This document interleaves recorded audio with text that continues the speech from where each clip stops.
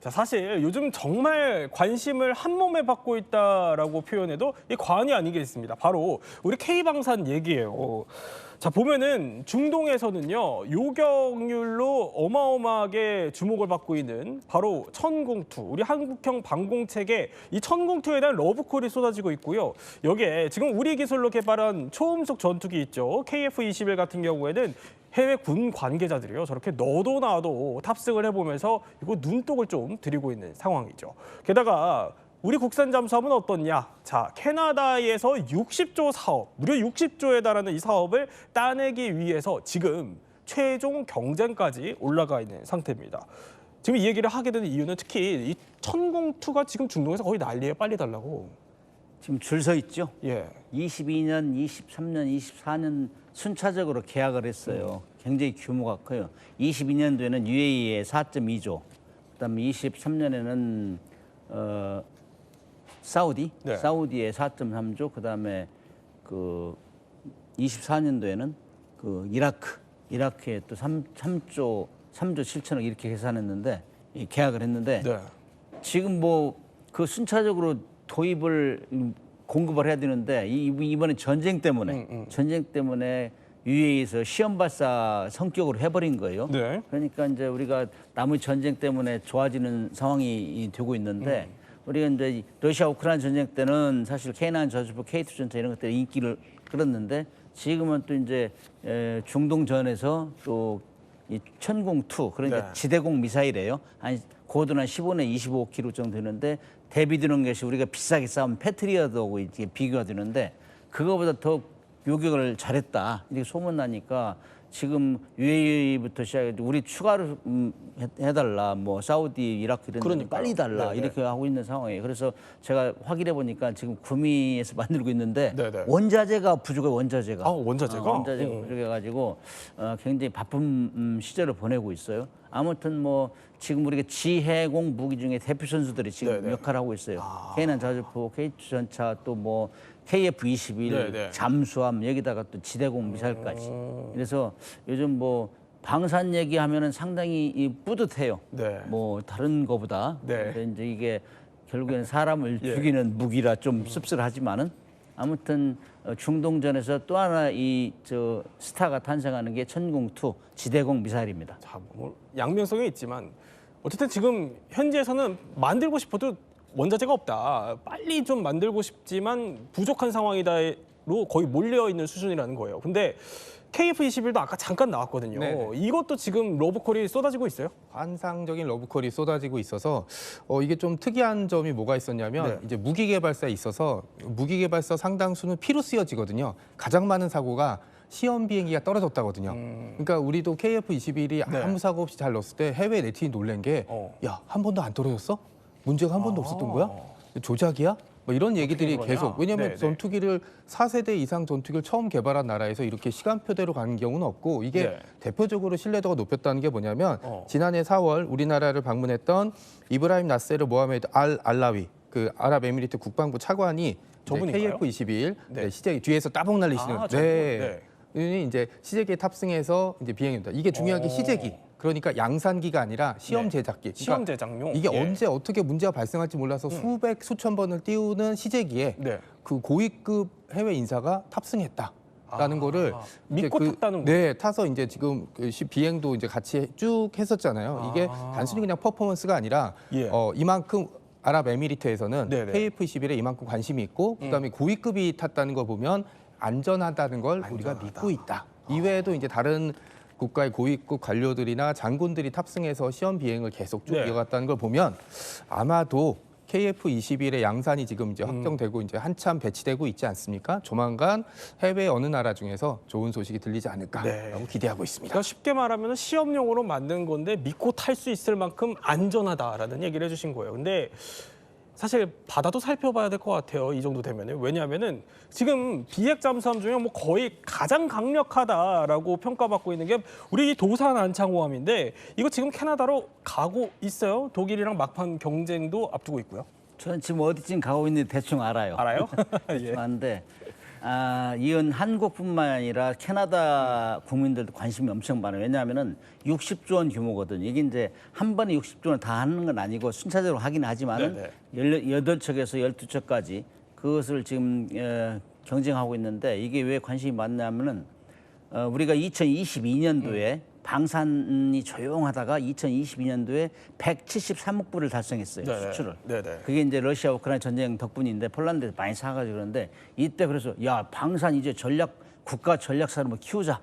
그게 173억 불이면은 171억 불이면 그 113억 불이면은 그때 환율로 해서 한 20조, 21조 정도 돼요. 60조면 3배잖아요. 그러니까요. 그러네요. 그러니까 뭐 엄청 놀라는 거죠, 국민들이. 그래서 이거는 지금 그것도 이제 세계 최고 디젤 잠수함 건조국, 베스트셀러국 독일하고 마지막 경쟁 지금 상황이에요.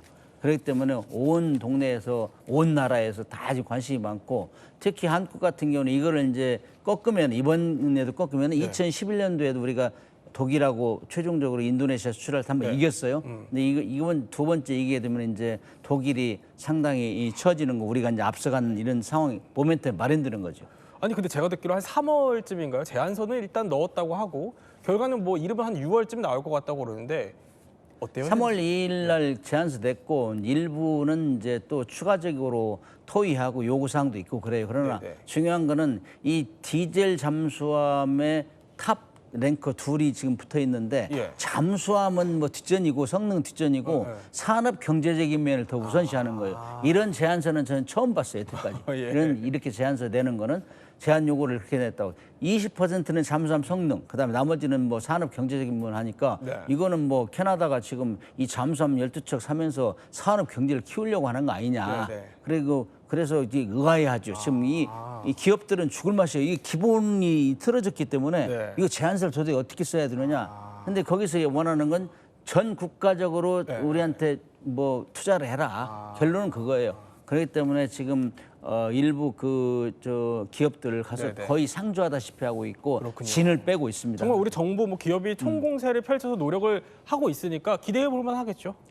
지금 기대하라고 지금 많은 사람들이 요구하고 그다음에 이제 뭐 제가 1월 달에 한번 다녀왔는데 민신 탐방을 캐나다 다녀왔는데 갔다 오셨군요. 그때만 해도 약간 불리하다 했는데 최근에 들어오는 거는 약간 호전되는 상태다. 이렇게 이제 얘기를 듣고 있고 그다음에 이제 캐나다 같은 데는 이 기후를 통해서 뭐 에너지 개발 뭐 그다음에 뭐 수소 경제 이런 것도 키우려고 하고 있고 그걸 우리가 우리가 뭐 확약식도 했잖아요. 우리가 정부에서 기업이 하는 걸 우리가 딱 키핑해 주겠다.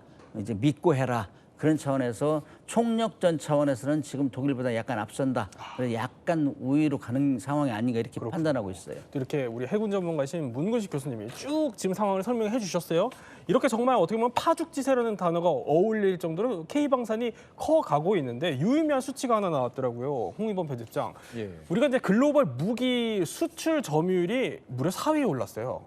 그렇다는 얘기가 있더라고요. 지금 국제 무기 수출 등을 규모를 추적하는 스톡홀름 국제평화연구소 시프리라고 있죠. 여기서 지금 데이터베이스를 한겨레에서 분석한 결과 지난해 우리나라 무기 수출이 월 6.0%로 집계가 됐습니다. 6%? 이게 원래 작년에 그러니까 2024년에 8위 3.6%였던 게 2025년에 4위 6%까지 올라갔다는 건데 지금 이대로면 1위는 뭐 당연히 뭐 단독 1위인 미국이겠지만 42% 그다음에 프랑스 10%, 그다음에 이스라엘 7.8%인데 바로 그 뒤로 6% 우리나라가 됐다는 거죠. 사실 이게 우리나라에서 이 4위로 오겠다고 약간 좀 장기 과제? 약간 이런 느낌으로 몇 년 전부터 추진해온 거긴 한데 저 기준이 사실이라면은 저거는 뭐 어떤 우리 예상을 여러 해 먼저 앞지른 건데 먼저 앞당긴? 그렇죠. 물론 이게 저게 집계 방식이나 여러 가지에 따라서 달라질 수 있기 때문에 뭐 액면 그대로 똑같이 받아들일 수 있냐는 약간 좀 의문이 있지만 어쨌든 지금 저희 K방산이라는 게 요 4, 5년 사이에 굉장히 빨리 올라온 건 맞거든요. 그런 면에서 보면은 정말 전통 강국들을 추월하고 지금 러시아나 독일은 확실히 제친 셈이나 마찬가지거든요, 상장은. 물론 뭐 또 추월 당할 수도 있지만 어쨌든 지금 안정적으로 6위, 10위권에 확실히 들어왔고 이제 6위, 7위권에도 뭐 안정적으로 안착할 수 있지 않냐. 그런 어떤 걸 보여주는 어떤 그런 데이터가 아닐까 그렇게 생각합니다. 이렇게까지 쭉 설명해 주신 걸 들어보니까 너무 자랑스럽고 앞으로 더 성장할 일밖에 없겠다는 생각이 들어요. K방산. 그런데 사실 이쯤 되면 슬슬 궁금해지는 게 있어요. 뭐냐면 대체 이 K방산은 그럼 언제부터 시작된 거냐. 저희가 지금부터 그 뿌리를 한번 찾아가 보도록 하죠.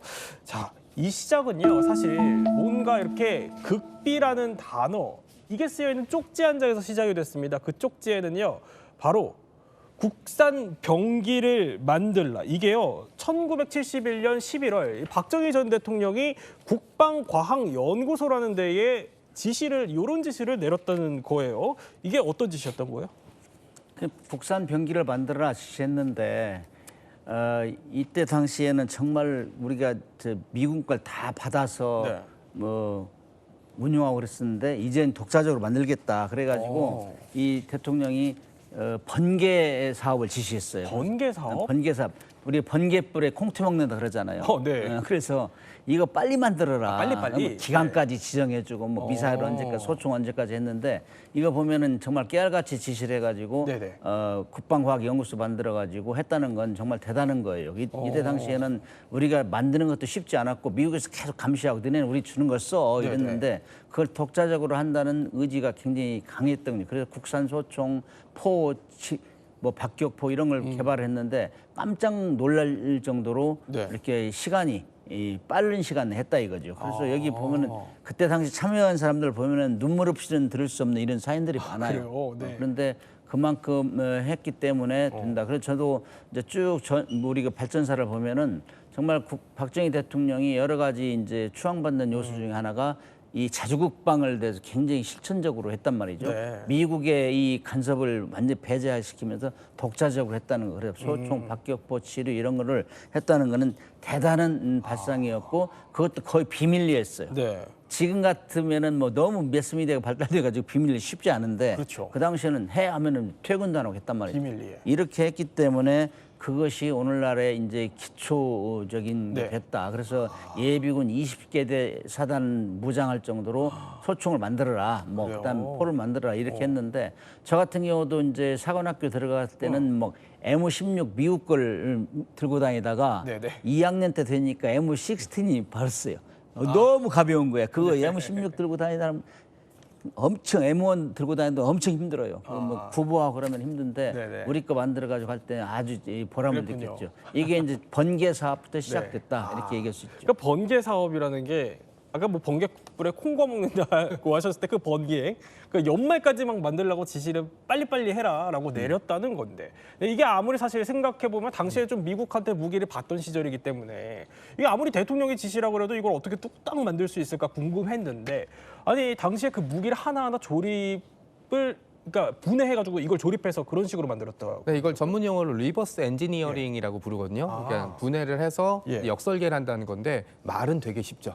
네, 말은 되게 쉽지만 그러니까요. 프라모델 같은 거 조립해 보신 분 알 거예요. 이걸 완성된 프라모델을 부품을 순서대로 뜯어서 다시 조립해 보라. 네. 절반 이상 조립 못 합니다. 그래요? 이걸 심지어 조립한 예. 사람도. 근데 맨 처음에 아마 이제 역분해를 했던 게 이제 칼빈으로 알려져 있고 그다음에 60mm 박격포, 그다음에 각종 소화기들을 먼저 분해하기 시작하면서 기술을 축적했고요. 당시 ADD 초창기 때는 네. 여건이 안 돼 있고 빨리빨리 만들어야 됐기 때문에 지금으로 치면 뭐 도시 전설급 얘기들이 뭐 굉장히 많이 있으나 지금 화면에 보시면 다 이게 영권인지 아니면 노숙자인지 저 모를 정도로 정도로 그랬어요? 그 뭐 집에 못 들어가고 그다음에 가족한테 뭐 하는지 알려주지도 않고 그다음에 지금처럼 뭐 빨래방이 있겠습니까? 아니면 네. 뭐 침실이 제대로 돼 있겠습니까? 그래서 저런 걸로 돼 있어서 사람들이 거수자, 네. 거동 수상자를 오해해서 예를 들어서 이제 뭐 지뢰 실험 같은 걸 하려고 이제 바닷가에 산속에 올라갔다가 여관 하나 잡아놓고 내려오는데 어느 날 갑자기 군경이 출동해서 싹 포위를 해버렸대요. 묵고 있는 여관을. 그래서 왜 그러나 봤더니 누가 봐도 꾀죄죄한 몰골에 산에 아침에 들어가서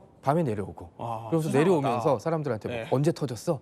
이제 이번 주에도 예. 터지고 이런 얘기 하니까 당시 신고 정신 투투했던 우리 국민이 여관 주인이 신고를 하면서 네. 이제 군경이 출동했던 그런 해프닝도 좀 있었던 겁니다. 그리고 이제 많이 알려진 게 이제 청계천 헌책방에 가서 미군 교범을 찾았다라고 얘기 나왔는데 무기 교범을? 네, 이게 뭐냐면 원래 이런 교본은 우리나라도 그렇고 미국도 그렇고 파기 처분해야 돼요.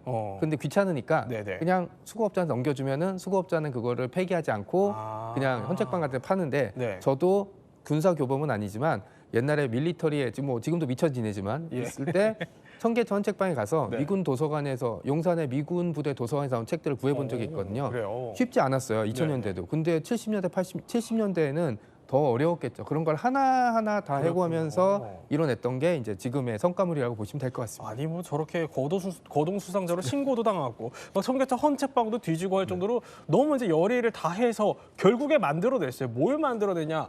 카빈총이요. 이 카빈총 시제기를 완성해냈는데 홍영표 PD님, 이게 무려 40일 만에 완성이 됐어요? 예, 불과 40여일 만에 완성이 됐다고 예. 합니다. 아까도 말씀드렸지만 이 정말 의지 한국인이라고 해야 되나? 정말 미국은요. 엄청, 예, 40일 동안 예. 그러니까 카빈을 딱 미국 총이지 않습니까? 우리가 그 총을 만들어 본 경험이 없기 때문에 예. 일단은 우리가 사용하던 카빈 소총을 완전히 분해해서 이게 어떤 구조인지 어떤 원리로 작동하는지를 완벽하게 파악해보고 그다음에 그걸 똑같이 복제해서 만들어 보자라는 거. 사실 이게 이미 말씀하셨지만 말처럼 쉬운 게 아니에요, 사실. 그렇겠죠. 왜냐면 치수 같은 거 똑같이 해서 똑같이 만들어 조립했는데 작동이 안 될 수도 있고 그런 경우가 많거든요. 네네. 그나마 카빈 총을 선택한 게 상대적으로 구조가 단순하고 그다음에 많이 우리에게 익숙한 총이기 때문에 저렇게 한 건데 그러니까 40일 만에 되지 않았나 이렇게 생각이 네. 됩니다. 그 당시에 뭐 유명한 얘기가 있는데 네. 12월 14일에 시제품이 완성이 됐고 12월 14일. 예. 그거를 12월 16일에 청와대에서 시제품을 전시를 했다고 합니다. 아, 그래가지고 그때 이 박정희 대통령이 하는 말이 이게 최고의 크리스마스 선물이다. 크리스마스를 앞두고 있어서. 그렇죠. 그러면서 당시 이 사업을 진행했던 오원철 수석 이분한테 뭐 임자가 내 앞에 앉자 그래서 맞담배를 권했다 뭐 이런 얘기까지 그런 있고요. 사업까지, 네. 그리고 아예 청와대 신관 30평 반지하실에 무기 진열장을 마련해 놓고 아침에 산책할 때마다 보면서 이 뭐 전심을 바뀐 거 보고 뭐 상황 점검 이랬다 뭐 그런 네. 약간 야사 같은 얘기가 전해지고 있습니다. 아니 정말 얘기를 듣다 보니까 이게 의지 한국인이다라는 생각이 들어요. 아니 40일 만에 이게 좀 너무 잘 만들어서 그랬을까요? 박정희 대통령이 두 번째 메모를 전달했습니다. 자 이번에는 바로 사거리 200km의 지대지 미사일을 개발하라 이런 메모였다는 거예요. 심지어 시기도 정해줬어요. 그때 1975년까지 만들라라는 시기를 정해줬다는데 아니 이때까지 계산을 해보니까 저 지시를 내렸을 때부터 고작 한 4년 정도밖에 시간이 없었다고 해요. 근데 결론부터 한번 들어볼게요. 만들었어요. 그래서? 그것만 미사일만 좀 지연이 됐어요. 한 3년 더 걸렸는데 아, 네. 사실 그때 당시만 해도 정말 그 가문의 명예를 걸고 만든 사람들이 많대요. 얘기 들어보면은 지금 아까 뭐 거수 수상자로 이렇게 신고도 당하고 하는 그때 당시만 해도 이제 북한의 위협이 엄청나게 셌잖아요. 네, 그리고 미국에서 장비를 준다고 했는데도 그럼에도 불구하고 이건 언제까지 미국이 의존해야 되느냐. 정말 자주국방 해야 된다 해가지고 지시를 해가지고 결국에는 3년 더 걸린 78년 9월 26일 날 이제 3년 더? 네. 이제 8번째 시험 발사 성공해가지고 발표를 했는데 이게 세계 7번째 미사일 보유국이 된 거예요. 그다음에 이제 우리가 쭉 쳐다보면은 우리가 이제 한때 이 미사일 개발을 함으로써 해서 미국으로 압력을 받기 시작했어요. 너 이 미사일 개발하지 마. 지침을 만들고 그랬어요. 한미 미사일 지침이 이때부터 생기기 시작한 거예요. 너 만들면 안 되겠어. 그래서 계속 감시하고 그랬는데 사실 이게 배꼽이 180km. 이때 이제 생겨난 미사일은 나이키 거죠? 어큘리스를 이제 벤치마킹했죠. 아, 미국 건가요? 미국 거. 우리가 같이 쓰고 그랬으니까 예. 이렇게 해가지고 이제 우리 안흥 시험 발사에 성공했는데 네. 이때부터 견제를 엄청나게 했어요. 근데 이게 사실은 우리가 이게 전술 지대지 탄도미사일이에요. 탄도미사일. 그래서 우리 북한이 1984년도에 탄도미사일 개발했다고 화성5형을 개발했다고 막 대대적인 선전했잖아요. 네네. 이거보다 6년 빨리 한 거예요, 사실은 우리가. 근데 이제 사람들이 그거 이제 간과하죠. 예. 북한 같은 경우는 러시아가 이제 이집트에 이제 스커드 미사일을 팔았는데 그걸 수입해 가지고 하다가 이제 개발했는데 우리가 사실은 배꼽 미사일은 북한보다 6년 먼저 개발했다 이렇게 얘기할 수 있죠. 근데 사실 이렇게까지 우리 개발자들이 정말 열과 성을 다해서 만들어냈어요. 근데 이런 배경에는 사실은 아마 당시에 이런 정세와 맞물려 있지 않았을까 싶습니다. 들어볼까요?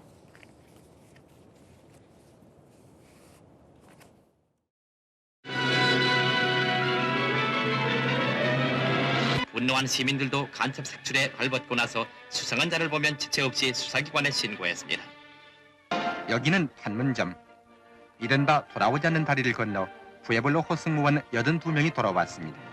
68년 1월 23일 동해 공해상에서 북한 괴뢰 강제로 납치된 지 만 11개월 만에 자유의 땅을 밟은 것입니다. 자, 이렇게 북한의 위협적인 그런 사건들이 생기다 보니까 이제 아무래도 우리도 우리 힘으로 스스로 지켜야겠다 이런 생각이 들었다는 거죠. 근데 게다가 이 무기를 우리가 직접 만들어야 되는 그 이유는요. 당시에 또 이런 일도 있었습니다. We shall look to the nation directly threatened to assume the primary responsibility of providing the manpower for its defense. 자, 당시에 있었던 이 닉슨 독트린이에요. 이때 이제 박 전 대통령이 미사일 개발 결심을 굳혔다 그래요?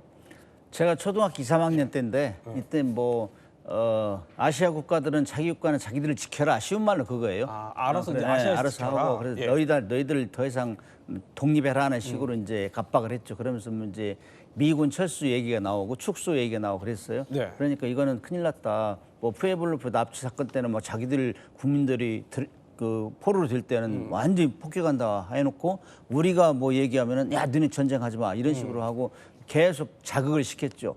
이런 상태에서 이제 이건 도저히 안 되겠다. 미군도 철수할 거 대비해야 되자. 이래가지고 이제 구체적으로 이제 지시하고 그래서 백곰도 거기 연계된 거고. 그렇군요. 그렇게 된 거죠. 근데 이 백곰 프로젝트가 이거 만들 때 사실 보면 아까 이제 문 교수님 잠깐 설명해 주신 게 미국의 어떻게 보면 눈치를 좀 봐야 되는 그런 상황이었다라고 설명을 해주셨어요. 그럼 미국의 눈을 피해서 좀 개발을 했던 건가요? 네, 당시 2006년에 이제 백곰 미사일 개발 계획을 진행했던 이제 이경서 박사와의 인터뷰 기사가 좀 나와 있고 저도 그걸 본 적이 있는데 진짜 눈물 없이는 볼 수 없는 뭐 지금은 이제 결과물이 좋으니까 웃고 넘어가지만 네.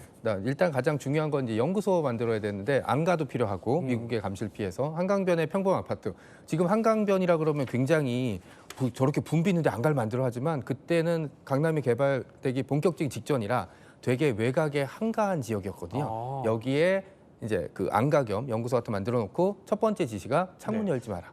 커튼 열지 마라. 왜냐면 이제 누가 감시할 수 있으니까. 그렇군요. 그다음에 뭐 당연히 이제 요원들이 와서 이제 감시하거나 보호해 줬던 것도 있었고 그다음에 뭐 이동하거나 이럴 때는 밤에 몰래 이동하고 그다음에 또 하나 문제가 대부분 결혼을 했을 거 아니에요. 네네. 근데 지금은 뭐 휴대폰도 있고 연락하지만 이랬다가 이제 정보가 영화나 드라마 보면 첩보 영화나 드라마 보면 항상 이렇게 정보가 새 나가잖아요. 아내한테 얘기하거나 딸한테 얘기하거나. 그러니까 이것도 못하게 하는데 아내는 갑자기 남편이 사라졌는데 어디로 연락도 안 되고 편지도 안 오고 이러니까 네네. 이 박사님이 이제 그 고위 관계자 모아놓고 나라를 위해서 중요한 일을 해서 해외 출장 가 있으니까 찾지 마라라는 식으로 이제 또 얘기까지 해주고 그리고 이제 가장 힘들었던 게 뭐냐고 얘기 나와 보니까 이제 그 더운데 이제 창문 못 열게 하니까 땀띠 나서 힘들었다 이런 얘기도 좀 전해지고 있습니다. 네. 근데 짧게 좀 궁금한 게 아까 이 백곰이라는 이름은 혹시 어디서 나온 거예요, 정 작가? 그러니까 이제 무기 프로젝트를 지을 때 이름이 나올 때 네. 독특하게 이름이 나올 때가 있거든요. 예를 들어서 미국 이제 소련의 어떤 무기 전투기나 전투기 같은 거 나왔을 때 예. 나토가 코드네임을 따로 지어주거든요. 뭐 미그 21은 피시베드 뭐 이렇게 하는데 뭐 크게 의미가 있지는 않아요. 그냥 직관적인데 백곰 미사일 같은 경우는 대략 이제 두 가지 의미가 하나 있거든요. 하나는 겨울에 연구할 때 연구원들이 밖에 나갔는데 저기 화면에 나온 것처럼 눈을 뒤집어 쓰고 딱 멀리서 보면은 저게 사람이야, 백곰이야. 약간 이런 이제 얘기들을 이제 하면서 이제 자기 연구원들이나 관계자들끼리 백곰 프로젝트, 백곰 미사일 이렇게 부르다가 이제 백곰이 이제 백곰 미사일이라고 이름이 이제 붙여져 버린 그런 케이스가 있습니다. 네. 그렇군요. 그리고 이제 네. 음악 하나가 지금 준비돼 또 있을까요? 있어요? 네, 또 하나가 있는데 지금 당시에 굉장히 유행했던 음악이 하나 있습니다. 음악이 하나 준비됐을까요? 네.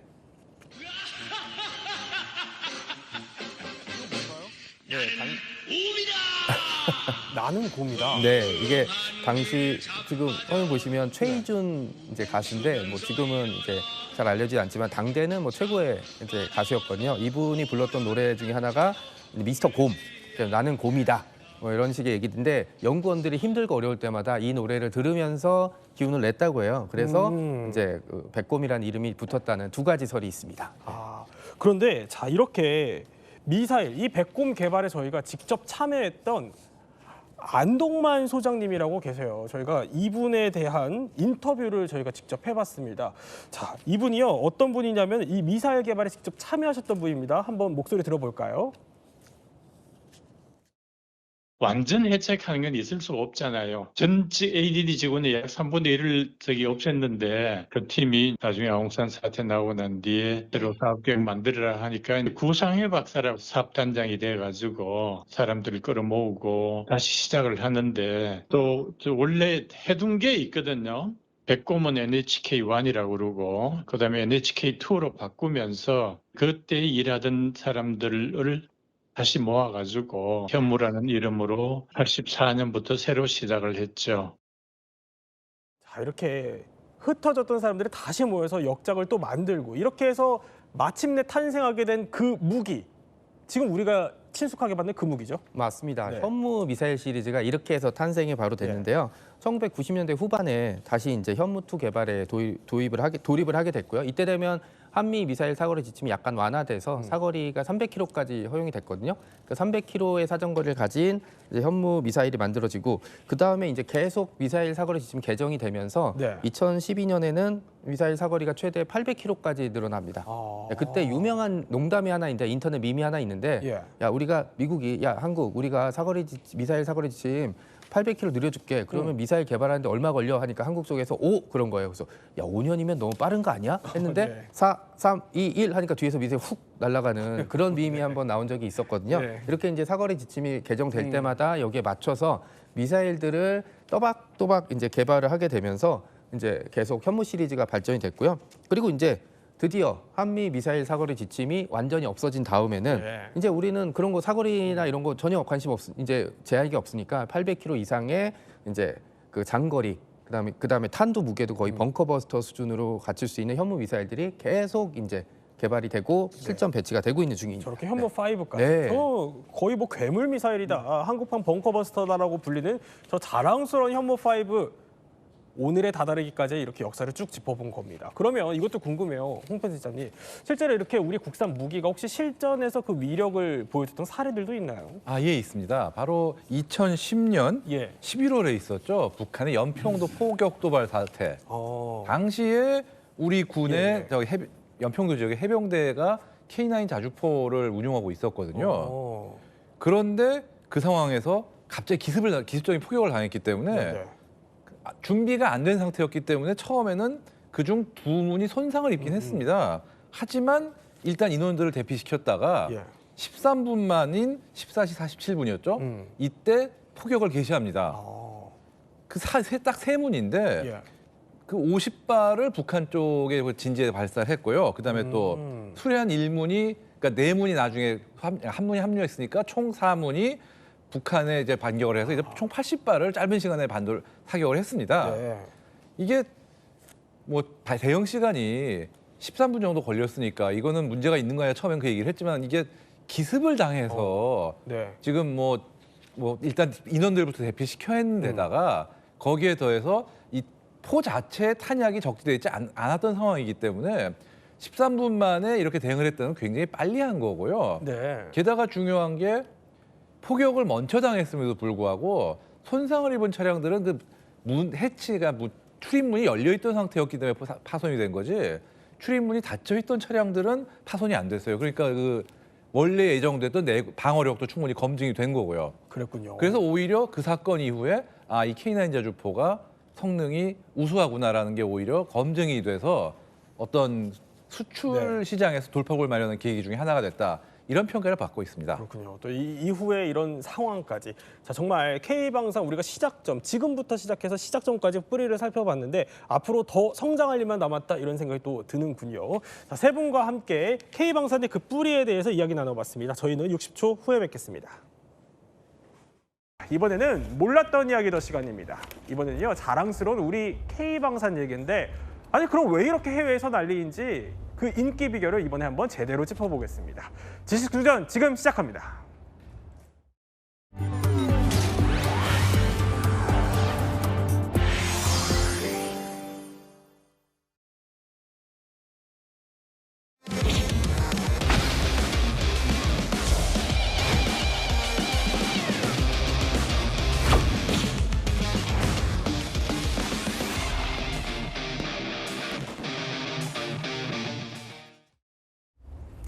최근 우리 방산업계에요. 그야말로 아주 반가운 소식이 들려왔습니다. 뭐냐면요. K방산이 올해 2분기 사상 최대 실적과 또 수주고를 기록하면서 글로벌 방산 시장의 판을 뒤흔드는 그야말로 게임 체인저로 급부상했다. 이런 소식이 전해지는데 그러면 이 역대급 실적 도대체 수주액이 얼마이길래 그래요? 이렇게 말씀을 드리고 싶습니다. 지금 우리나라의 K방산은 단군 이래 최대 호황을 맞았다라고 보시면 되겠습니다. 단군이래요? 네, 그러니까 이제 보통 방위산업이라는 건 전쟁이 일어나면 호황을 맞잖아요. 네. 근데 지금 우리는 전쟁 상황은 아니죠. 근데 이 평시에 100조 원에 달하는 이런 지금 수주 잔고를 갖고 있다라는 건 네. 정말 어마어마한 겁니다. 그래서 100조 원. 22년도에 우리나라가 지금 이제 화면 나오고 있는데 네. 물론 이제 우리나라 방위 산업을 대표하는 4개 회사의 수주 잔고가 지금 아래 보이고 있죠. 네. 근데 보면 다 수십조 단위입니다. 오. 근데 이걸 다 더하면 100조가 넘어요. 지금. 그렇군요. 그리고 또 한 가지로는 22년도부터 이제 이게 시작이 됐는데 예. 지금 여기 4개 업체에 다니시는 분들 요즘 만나서 얘기 들어보면 보너스라든가 이런 것도 엄청 많이 올랐더라고요. 그리고 그래요? 주가도 3배 이상은 올랐습니다, 지금. 그래서 과거 22년도 전만 하더라도 네. 사실 이제 방위 산업이 우리나라 산업에서 차지하는 비중이 많지가 않았습니다. 그랬군요. 근데 지금은 방위 산업, K 방산으로 따로 부를 정도로 어마어마하게 성장을 했습니다. 이렇게 말씀하시면서도 어마어마한 애국심을 또 느끼시는 것 같은데 네. 이렇게 우리 방산의 인기인 이유는 아까 전쟁을 잠깐 언급해 주셔서 네. 최근에 이 국제사회에 좀 어떻게 지정학적인 요인이라고 해야 될까요? 네. 이런 것도 영향을 미친 것 같아요. 그럼요. 그러니까 정말 K방산하면 입이 벌어질 정도로 정말 우리 국민들에게 좀 기쁨을 주는 그런 요인 중에 하나라고 볼 수 있는데 전쟁 얘기를 했거든요. 물론 K방산이 국제사회에서 인정받고 주목을 받는 이유는 많이 있습니다. 오늘 아마 다루게 될 텐데 예. 그중에 대표적인 하나를 꼽는다면 전쟁과 무관치 않아요. 이 지정학적 위험, 리스크라고 얘기를 하는데 아시다시피 2022년 2월 24일 러시아가 우크라이나를 침공을 했습니다. 그러면서 이 유럽 나토 국가들 폴란드 가장 인접한 폴란드를 비롯해서 유럽 국가들이 난리가 났어요. 당장 러시아의 위협이 유럽 전체를 지금 이 위험에 빠뜨렸기 때문에 특히 폴란드 같은 경우는 빨리 무기를 도입을 해야 되거든요. 네. 그러니까 이런 지정학적 리스트가 이 무기 체계 다시 군사력을 강화해야 할 필요를 굉장히 절실하게 느끼게 만들었고 우리 K방산에 주목을 하게 된 것인데 여기서 한 가지 또 요인을 본다면 네. 지금 미국 정부 트럼프 대통령이 미국 중심주의, 마가주의 이런 식으로 해서 동맹국 알아서 해라. 우리는 중국에 집중할게. 예. 이러다 보니까 상대적으로 미국의 역할이 떨어지고 나토라든지 동맹국의 역할이 강화되는데 나토를 향해서 그랬거든요.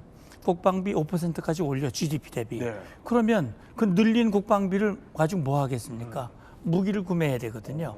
이런 전반적으로 봤을 때 수주 잔고가 그만큼 많다고 하는 것은 네. 그런 수요들이 여러 가지 그 지정학적 리스크 요인 때문에 늘어나게 됐다. 우리 K방산이 주목받는 중요한 요인 중에 하나라고 볼 수 있습니다.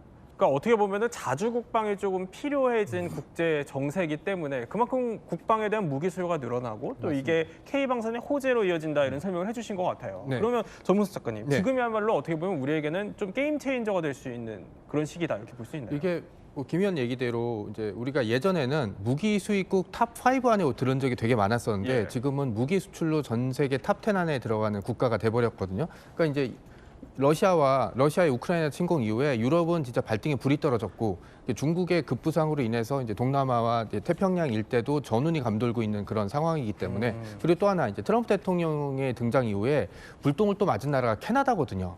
캐나다가 이제 불매 운동 많이 하고 있는데 네. 그러니까 지금까지 미국 일변도의 이제 어떤 관계에서 벗어나서 유럽과 그리고 아시아 특히 한국과의 이제 관계를 이제 좀 개선해갖고 확장시켜야 된다는 얘기가 굉장히 많이 있어서 그런 문제들이 이제 국가들 사이에서 미국산 무기도 좋지만 미국산 무기 대신에 미국산 무기와 비슷하지만 가성비는 훨씬 좋고 간섭이 덜한 그런 이제 한국산 무기들 사야 되겠다라고 하고 2022년도에는 한 4개 정도 국가였다가 네. 지금은 뭐 인도, 또 베트남, 그다음에 사우디아라비아, 아랍에미리트, 뭐 폴란드, 루마니아 이런 식으로 이제 국가가 굉장히 많이 확대되고 있고 K 방산의 특징이 하나 있습니다. 뭐냐면 네. 한 번도 맛보지 않은 나라는 있어도 한 번만 맛본 나라는 없거든요. 한 그러니까 한 번만 번 산 딱 나라는 사면 정말 납기도 정확하고 네. 그다음에 뭐 무기도 성능 좋고 가격도 싸고 이러니까 이제 추가 구매를 굉장히 많이 한 비율이 높습니다. 네. 그런데 이렇게 어떻게 보면 K방산이 글로벌 방산 시장에서 게임 체인저로 급부상할 수 있었던 건 그만큼 이 무기 자체가 성능이 뛰어나기 때문이겠죠. 특히 이 K9 자주포 또 K2 전차는 이미 세계 곳곳에서 그 성능을 입증받고 있습니다. 그래서 저희가요. 올해 2월에 현지에서 실시된 연합훈련의 미공개 영상을 확보했습니다. 지금부터 보여드리겠습니다. 자, 이 영상입니다. 이게 현지 연합훈련 UAE에서 벌어진 건데요. 보면은 K2 전차가 저렇게 사막의 거친 모래바람 속에서 그야말로 거침없이 달려있고 있습니다. 이 사막 한복판에 어떻게 보면 뭐 즉석으로 방어진지도 구축을 하고요. 저런 영상들 쉽게 볼 수 없습니다. 저희가 보여드리고 있는데 자, K2 전차를 이렇게 훌륭한 모습을 봤다면 K9 영상도 저희가 또 입수를 했습니다. K9으로 넘어가 볼까요? 자, K9 자주포는요. 보면은 이겁니다. 여기도 모래바람이 불고 포를 쏘아 올리고요. 그 속에서도 그야말로 강력한 반동을 그냥 그대로 흡수하고 정자세, 신속하게 바로 다음 사격 자세를 잡는 모습까지 저희 보여드리고 있습니다. 아니, 어떻게 보면 김 대표는 마치 한 편의 영화 같기도 해요. 그렇습니다. 사실 이제 군 관계자들이 그런 얘기를 많이 합니다. 사실 국내에서는 좀 훈련장이 제한되는 경우가 굉장히 많습니다. 예. 근데 뭐 지난해 올해 UAE 뭐 카타르 저희가 이제 우리나라가 우리 육군이 현지에서 연합 훈련을 2차례가 정도 이제 실시를 했는데 정말 여기서 사막에 최적화돼 있지 않은 장비들인데 네. 이상 없이 다 전부 작동을 한 거예요. 사막에서도. 예. 그래서 사실 우리 군에서 이제 뭐 K2 전차나 K9 자주포 개발할 때 사막이란 요소는 넣지 않았습니다. 네. 근데 저런 그냥 극악의 환경에서 표적을 100% 명중하고 네. 그러니까 이제 이 중동에 특히 이제 중동 국가들이 무기 시장에서 큰 손들이 많거든요. 근데 이런 국가들이 관심 있게 볼 수밖에 없는 거죠. 또 한 가지는 저는 이제 연합 훈련을 통해서 네. 또 군사 외교도 되고 또 실제 구매자들한테 보여줄 수 있는 그런 기회인데 여기서 퍼펙트한 성능을 보였다는 건 그만큼 우리 무기 체계 개발이 높은 수준에 올라와 있다라고 좀 말씀을 드리고 싶습니다. 그렇군요. 아니 그러면 이 K방산 그 성능을 인정받기까지는요 사실 수많은 혹독한 테스트를 또 넘어야 한다고 해요. 그래서 첫 번째 어느 테스트냐 이겁니다. 바로 50도에 들끓는 사막을 뛰어넘었다는 겁니다. 이거를 통과했어요. 예, 그렇죠. 지금 김대영 의원이 얘기를 했지만 유럽은 물론 이제 사막 같은 경우는 독특한 환경이잖아요. 예. 들끓는 사막이라고 그러는데 예. 사막 그럼 떠오르는 게 아주 뜨거운 거란 그렇죠. 말이죠. 예. 뜨거운 환경 속에서 견뎌야 되거든요. 그다음에 또 사막 하면 생각나는 게 뭡니까? 모래먼지 아닙니까? 저 보시는 바와 같이. 저렇게 모래먼지. 모래먼지입니다. 모래먼지가 나면 그게 예를 들어 엔진이라든지 이렇게 들어가면 사실 성능이 떨어질 수 있거든요. 네. 그래서 지금 보면 K9 자주포 같은 경우는 이집트 사막에서 말이죠. 1만 킬로미터 이상을 주행을 했는데 그 장시간 동안 사격 시험을 완전히 통과를 했고요. 그래요? 이 고온 모래바람 속에서도 예. 사격은 물론이고 기동을 완수함으로써 신뢰성이 입증이 된 거예요. 그러니까 이 혹한 유럽 같은 경우는 예를 들어서 뭐 노르웨이라든지 핀란드 아주 춥지 않습니까? 이런 나라에서는 물론이고 이 50도를 오르내리는 이 환경 속에서도 네. 무난히 검증받음으로써 K방산의 우수성. 그래서 뭐 가성비 얘기하지만 중요한 건 지금 뭐 이게 K600이라고 하는 예. 장애물 통과 전차거든요. 이게 보면 막 거미처럼 움직여요. 예, 거미청. 그러니까 여기에 이제 장애물 제거하고 그다음에 지뢰도 제거하고 폭파시키고 이런 그 성능을 가지고 있는 네. 이게 사실 우리 K공병이라고 얘기할 수 있는데 이게 전차가 해외 투입이 돼서 우리의 성능이 입증됐으니까 제가 아까 전쟁 얘기했습니다만 이 전쟁이 우크라이나 러우 전쟁뿐만 아니라 예. 중동의 전쟁도 화약고 아닙니까? 그렇죠. 중동에 있는 많은 나라들이 오일머니를 가지고 있고 상황이 불안정한 속에서 정말 무기를 빠른 시기 내에 우수한 무기를 관심을 가지고 있기 때문에 중동의 여러 나라들이 우리나라 무기를 수주를 했죠. 아니 김대현 평론가님, 사막이 사실 생각해보면 뜨거운 것도 뜨겁지만 자 영상 보면 계속 먼지 바람 막 일잖아요. 근데 저 속에서도 목표 명중률이 굉장했다면서요? 그러니까 원래 지금 이제 영상에 나오고 있는 지금 예. K2 전차 같은 경우에는 실제 우리가 이제 재원상으로 얘기하는 최대 사거리는 한 3km 정도였습니다. 근데 저 사막 환경에서 네. 4km 이상 떨어진 목표물을 100%의 명중률을 맞춘 겁니다. 100%? 네. 그러니까 이게 사실 뭐 경쟁 전차들이 꽤 많습니다. 이제 네. 여기 잘 보시면 이제 프랑스의 르클레르, UAE 같은 경우에 르클레르 전차도 운용 중인데 이 프랑스가 자랑한 르클레르 전차보다도 장거리 명중률을 기록한 거예요. 그러니까 그 정도로. 그리고 또 한 가지로는 사막 같은 경우에 먼지도 있지만 네. 기본적으로 낮에 40도 이상입니다. 뜨겁죠. 네. 그러면 이 고온이 포신에 영향을 줄 수가 있어요. 그래서 이런 것들까지도 정확하게 보정을 해서 높은 명중률을 높였다는 거, 이런 부분은 굉장히 이 그쪽 군 관계자들에게도 충격으로 다가왔다. 또 이런 얘기가 들리고 있습니다. 저건 뭔 얘기? 한국은 왜 성능을 축소 표기한 거죠? 그렇죠. 그러니까 재원상으로는 우리가 소개를 3km 밖에 있는 거의 목표에 대한 명중률이 85%라고 얘기를 했는데 실제 거기서 쏴보니까 4.5km 밖에 있는 거를 100% 명중률로 맞췄거든요. 그러니까 이제 UAE 군 관계자가 네. 의아해서 질문을 한 거죠. 아, 왜 아니, 축소했냐? 성능을 줄여서 얘기하냐 네. 뭐 이런 식으로 얘기했으니까 그러니까 우리 그만큼 이제 K 방산 무기가 우수하다라고 이제 평가를 한 거겠죠. 어마어마하네요. 그러면 두 번째 테스트를 또 통과한 게 있습니다. K방산이 넘어선 두 번째. 아니 뜨거운데도 무적인데 영하 30도. 여기 혹한의 설원. 아니, 영하 30도면 뭐 거의 북극 수준 아닙니까? 그렇습니다. 근데 좀 더 아이러니한 건 네. 우리나라 철원이 더 추울 때도 있어요. 30도보다 더 내려가요. 네, 그 어쩔 때는 그 시베리아보다 더 추운 데가 네. 철원입니다. 아, 그래요? 네, 그 정도로 우리 지금 이제 뭐 K2 전차, K9 자주포, 근데 지상에서 운용한 장비들은 우리 여름에도 지금 40도잖아요. 그러니까 그런 요소들을 다 반영해서 개발을 했거든요. 네. 그러니까 지금 이제 뒤에 영상에 나오는 건 K9 자주포가 노르웨이에서 이제 시험 평가받는 모습인데 보시면 우리나라 저렇게 눈이 많이 온 데가 별로 없죠. 네. 근데 저런 환경에서도 그야말로 그 쌩쌩 최대 시속으로 달릴 수 있을 만큼 그런 기동성을 보여줬고 또 한 가지는 저도 이제 과거에 포병이라 철원 가서 포를 쏴봤는데 네. 정말 춥습니다. 겨울의 철원은 네. 살이 틀 정도로 추운데 저런 환경에서도 K9 자주포가 노르웨이 육군이 요구하는 모든 작전 요구를 충족을 했습니다. 그러니까 어떻게 보면 우리나라의 기후가 전 세계 어디서도 지금 다 통용이 되는 그런 환경이 됐기 때문에 그만큼 국산 무기들도 세계 어느 나라 가서도 정상적으로 작동할 수 있다라는 그런 것들이 검증된 것으로 이제 보여집니다. 그러니까 노르웨이 K9 조달 평가서를 보면 생산성, 목표 달성, 투자 효과, 경제적 효율성 등 6가지 평가 기준을 대부분 달성했다. 타당한 투자다. 이렇게 평가를 받을 정도네요. 그리고 저게 중요한 게요. 예. 우리 군이 만든 평가서가 아닙니다. 그러니까 해외 고객이 만든 거예요. 그럼 이제 다른 나라들이 뭔가 K9 자주포를 구매할 때 네. 저기 나온 보고서를 객관적으로 보고 선택을 할 수가 있는 거죠.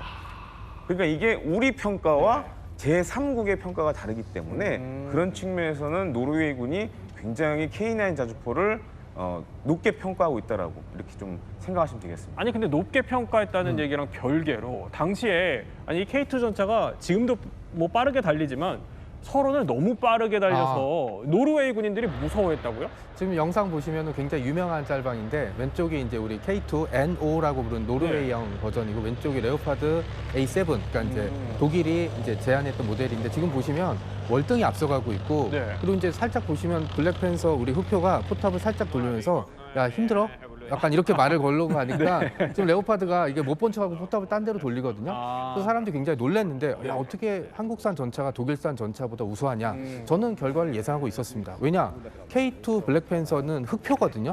이게 암으로 표범에 해당되기 때문에 이 설원에서 살던 동물이고 레오파드는 저기 평야에서 이제 열대지방에 살기 때문에 저런 설원에서는 당연히 이제 흑표가 앞서갈 수밖에 없고 속도가 너무 빠르니까 노르웨이 전차병들이 아 이거 사고 날 것 같아 좀 조심 살살 해주세요 뭐 이런 얘기도 있고 평가는 너무 좋았어요. 뭐 가속력, 영중력, 그다음에 현수 장치 다 좋았는데 다 좋아서 사실 그냥 자체로만 놓고 보면 당연히 K2가 선정이 돼야 되는데 또 노르웨이랑 이제 독일이 가까운 사이거든요. 네. 그래서 이제 독일이 이제 일종의 정치적 압력을 넣고 그래서 결국 이제 레오파드가 결정이 되긴 했지만 원래 스케줄 상으로는 이제 올해 내년 이렇게 받아야 되는데 네. 아마 제대로 받지는 못할 것.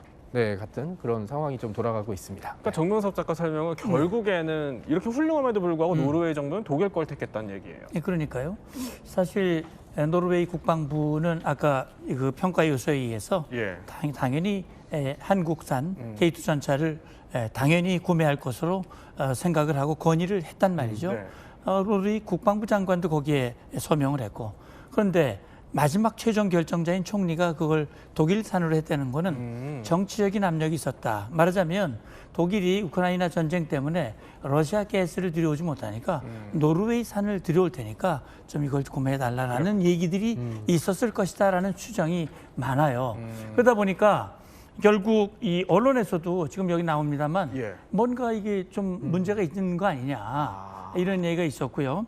당시 이 저 언론에서도- 네티즌들도 네. 지금 네티즌의 반응이에요. 노르웨이 국민들 네티즌의 반응이 이거 뇌물이 오간 거 아니냐. 한국이 굉장히 불쾌할 것이다. 그리고 정치인들에 대한 비판을 또 얘기를 하고 있거든요. 네. 근데 결국은 우리가 레오파드에 밀려서 수주가 되진 않았지만 이것이 오히려 한국산 K2가 더 명예가 올라가는 그런 결과가 됐다. 이렇게 평가를 받고 있어요. 그럼 마지막으로 또 K방산이 통과한 테스트가 있습니다. 어디냐? 여기를 통과했습니다.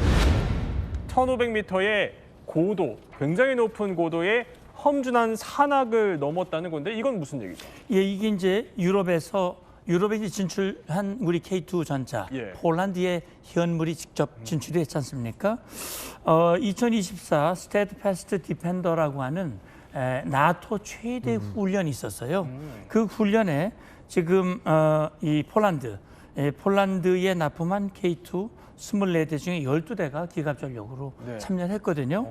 그런데 이게 훈련장이 어디였냐면 우크라이나에 인접한 폴란드고 그것이 산악지형입니다. 이 산악지형에서 지금 K2 전차뿐만 아니라 K9 자주포도 함께 이 훈련에 참여를 해가지고요. 여기에서 기동성, 사격의 안정성 이런 것들이 입증이 된 거예요.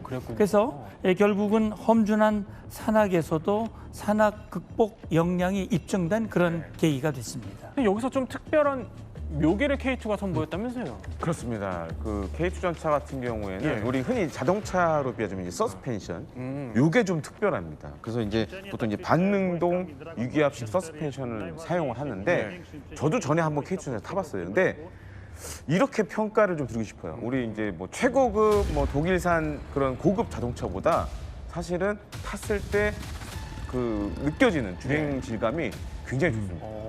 그 정도로 좋고 또 한 가지로는 이제 우크라이나 저쪽 이제 폴란드 쪽 같은 경우에는 대부분이 이렇게 진창이 돼 있죠. 지금 영상에서 보시면 진창으로 돼 있는 부분이 굉장히 많은데 이런 데서도 다른 나라 특히 이제 지금 영상에 나오는 레오파르트 2보다도 오히려 높은 기동력을 보여줬고 네.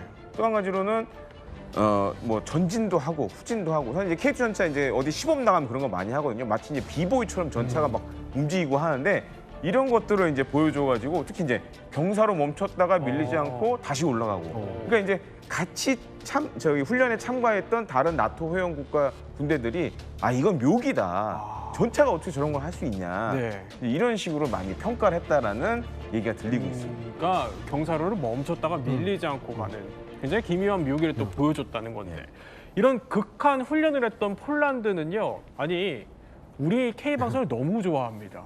그 정도로 국내에 좀 잘 알려져 있기도 한데 그 영상을 한번 준비했습니다. 자, 이게 보면은요. 폴란드의 국군의 날 퍼레이드 장면이라고 합니다. 군인들이 저렇게 행진을 하고 있는데 저 눈에 익은 무기들이 등장을 합니다. 자, 보면은요. 이제 우리 K2 전차, K9 자주, 또 뭐 다연장 로켓, 천무, 이거의 폴란드 버전이 호마르케, 뭐 여러 가지 무기들이 다 등장을 하는데 그냥 우리 무기 눈에 익는 우리 무기들. 네, 그래서 우리의 국군의 나라 아닌가요? 그러니까 그래서 저는 폴란드를 형제의 나라라고 부르고 있고요. 예. 네, 우유도 폴란드산 멸균 우유로 계속 마시고 있는데요. 그래요? 네. 이게 그 폴란드의 그 국군의 날이 우리나라 광복절이랑 똑같은 8월 15일이에요. 이 날이 1920년 소비에트 폴란드 전쟁에서 폴란드가 마지막 기적적인 승리를 거뒀던 바르샤바 전투의 승전 기념일이거든요. 근데 그 기념일에 이제 무기들이 나왔는데 말씀하신 대로 2022년에 대량으로 이제 계약을 했던 K2 전차, K9 자주포, 그리고 천무의 폴란드 버전인 호마르 K, 그리고 공중에는 FA50 이런 전투기들이 나왔고 폴란드 입장에서는 이제 우크라이나 전쟁의 다음 상대가 바로 자신들이 될 거라는 위기감이 엄청나기 때문에 국방력을 이제 급속히 증강시키고 있거든요. 그리고 이 상황에서 가장 빨리 그리고 가장 가성비 좋은 무기들을 채울 수 있는 게 바로 한국산 무기들. 그리고 이 무기들을 이렇게 전면적으로 드러내고 다른 나라 무기들보다 더 집중적으로 소개했다는 거는 폴란드 내부에서 굉장히 만족도가 높다라고 보시면 될 것 같습니다. 자, 이렇게 세계를 사로잡은 K방산. 그런데요, 이 각국이 그래도 우리 K방산에 대해서 느끼는 좀 매력 포인트? 네. 이건 조금씩 다르다고 해요. 그래서 그러면 K방산, 이 세계를 홀린 매력은 뭘까요? 자, 첫 번째 매력은 맞춤형 개량 무기라는 겁니다. 그러니까 무기를 각국에 맞춰서 좀 개량한다 이 얘기예요? 그렇죠. 이제 고객의 요구에 맞춰서 니즈. 예. 필요한 옵션들을 다 이제 장착을 해줍니다. 그래서 이제 기본형은 사실 우리 육군에 쓰고 있는 무기들을 기본으로 하지만 지금 이 영상에 나오고 있지만 예. 일단 중동형 모델이 있고 그다음에 이제 폴란드형 모델이 좀 따로 있습니다. 그래요? 그래서 K2ME 같은 경우에는 네. 미들 이스트의 약자예요. 그래서 ME라고 부르는데 대표적인 이제 능력으로는 아까도 저희가 이제 봤지만 카타르 봤지만 예. UAE 봤지만 거기 이제 40도가 넘기 때문에 대낮에도 일단 에어컨 성능을 대폭 업그레이드를 해줬습니다. 그리고 모래 분진 등 이런 방진 차단 필터도 이제 추가를 했고 또 한 가지는 이제 사막 같은 경우에 모래가 곱죠 입자가 네. 그러다 보니까 잘못하면 전차가 빠질 수 있습니다. 그래서 그런 거에 대비한 사막용 궤도도 집어넣었고요. 그다음에 K2PL은 이제 폴란드형입니다. 그래서 K2PL 같은 경우에는 폴란드가 우크라이나 보면서 이제 드론과 관련된 여러 가지 요구도를 요청을 했거든요. 그래서 이제 대드론 장비들, 뭐 드론을 전자적으로 제밍하거나 그다음에 드론을 유격할 수 있는 RCWS, 그 능동 방어 장치가 또 달렸고요. 그리고 제일 핵심은 한국, 나토, 미국 탄약 모두 호환이 가능한 그런 포신을 채택을 했습니다. 그러니까 탄약을 여러 나라 걸 쓸 수 있는 거예요. 그렇게 보면 이제 폴란드 입장에서 봤을 때는 탄약의 이제 공통성이 높기 때문에 그만큼 유연성이 높아진다라는 그런 측면도 있습니다. 근데 성능도 또 해외 유명 전차들에 뒤지지는 않는다면서요? 예, 그렇습니다. 그러니까 지금 우리 K2 전차와 경쟁하는 모델이 독일이 자랑하는 레오파드 전차가 네. 있고요. 미국이 또 그 유명한 에브람스 전차가 있잖아요. 여기 지금 표에 나와 있습니다만 무게는 제일 가벼워요. 그런데 엔진 마력은 떨어지지 않거든요. 이 속도도 빠릅니다. 그리고 뭐 활강포 위력이 떨어지지 않는 거예요. 네. 근데 이제 사실 이 전차는 이제 기동력이 중요하고 방어력 그것과 함께 중요한 것이 뭐냐면 첨단 전투태계예요. 그런 것이 지금 K2 전차가 레오파드나 이 에브람스 비해서 우수한 그런 성능을 가지고 있기 때문에 가성비가 뛰어나고 성능이 입증됐다. 이게 지금 높은 평판을 받는 중요한 이유입니다. 그렇군요.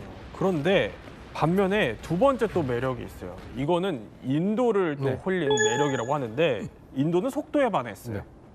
두 가지 속도가 있는데요. 예. 하나는 인도가 이제 메이크 인디아라고 해서 방산 무기의 국산화에 되게 신경을 많이 쓰고 있거든요. 그래서 네. 자국 생산을 중시하는데 인도에 뭐든 들어가면 일정대로 나온 무기가 없어요. 그러니까 한 1년 안에 무기가 나온다라고 하면 3, 4년 걸리고 그래요? 4년 나오면 5년 걸리는데 네. K9 자주포는 현지 생산할 때 심지어 납기일보다 빨리 나왔어요. 오. 그래서 한번 놀랬고 그다음에 또 인도의 숙적이 파키스탄 아니겠습니까? 네. 파키스탄이랑 이제 맞붙는 지역이 히말라야 고산 지역에 있는 막 진짜 수천 미터의 고원지대인데 높은 고원지대 같은 경우는 그 폐활량이 좋은 축구 선수도 경기 뛰다가 이렇게 쓰러질 정도로 이제 산소가 부족한 곳인데 여기서도 아무 문제 없이 작동하고 그리고 발사 속도 그러니까 파키스탄이 사용하고 있는 자주포가 네. 이제 중국제 SH-15인데 이 자주포에 비하면 발사 속도 뭐 이런 것들이 압도적으로 뛰어나서 굉장히 만족해서 아주 드물게 이제 추가로 주문을 한 그런 상황입니다. 세 번째 매력을 또 살펴봐야 돼요. 매력이 참 많습니다. 세 번째는 이번에는 호주를 끌린 매력인데 이게 정확한 납기, 이거 뭐 한국인의 정신 아니겠습니까? 그렇습니다. 그러니까 이 호주가 여러 가지 안보 상황이 불안해지자 예. 빠른 시간 내 국방력을 강화시켜야 되겠다. 그러면 원하는 시간에 맞춰줄 수 있는 나라가 어디냐? 역시 대한민국이다. 이 네. K9 자주포를 선택한 이유가 바로 정확한 납기 때문입니다. 이 호주뿐만이 아니라 그다음에 우리 무기를 많이 사간 나라가 폴란드 아닙니까? 예. 예, 폴란드는 우리가 만든 무기를 직접 도입했을 뿐만 아니라 우리 방사는 현지의 공장을 만들어서 굉장히 신속하게 납품을 하는 거예요. 그렇기 때문에 빠른 시간 내에 군사력을 증강할 수 있는, 그래서 아무리 무기가 좋아도 정확한 시기에 납품해야 되는 거니까 네. 이게 큰 장점 중에 하나입니다. 김대엽 평론가님. 예. 자, 이렇게 잘 나가는 K 방산. 그럼에도 불구하고 우리가 안심해서는 안 되는 게 중국뿐만이 아니라 일본도 요새 새로운 방산 사업으로 뜨고 있잖아요. 그렇습니다. 그러니까 사실 이제 일본은 한 가지 문제가 있어요. 예. 그러니까 방위 산업이 그동안 이제 갈라파고스화 되어 버렸어요. 그러니까 우리는 이제 뭐 어떤 무기 만들 때부터 해외 수출을 고려를 했었는데 일본 같은 경우에는 이제 자국 내에서만 쓰다 보니까 네. 그런 문제들이 있었습니다. 그래서 당장은 우리의 경쟁자는 아닙니다. 근데 지금 계속적으로 방산 수출에 많은 역량을 지금 투자하고 있기 때문에 잠재적 경쟁 대상이 될 수 있고 지금 이제 세계 국방비 지출 규모 나오지만 아마 이제 며칠 전 중국 전승용 열병 소식 보셨을 거예요. 네. 아마. 그러니까 그만큼 지금 세계 2위의 국방비를 쓴 나라는 중국입니다. 네, 그 정도로 어떻게 보면 K 방산의 또 다른 추격자가 중국이라고도 할 수 있겠습니다. 네, 지금까지 세 분과 함께 K 방산의 현재와 미래 살펴봤습니다.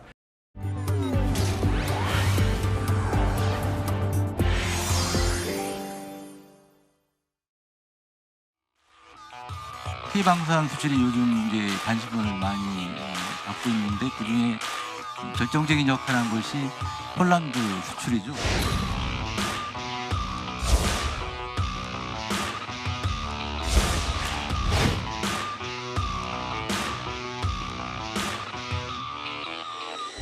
올 수출 목표가 200억 불인데 정말 최선을 다해서 이 목표를 달성하려고 노력을 하고 있고요.